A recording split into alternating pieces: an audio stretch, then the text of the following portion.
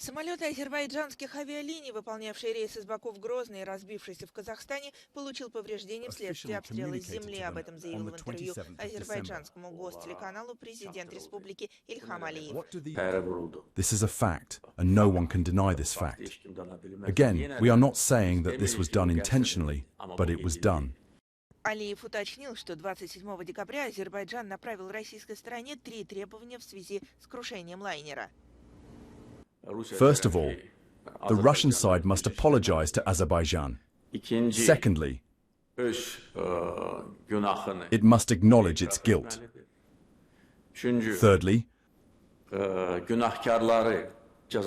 those responsible must be punished, brought to criminal responsibility, and compensation must be paid to the Azerbaijani state, to the injured passengers and crew members.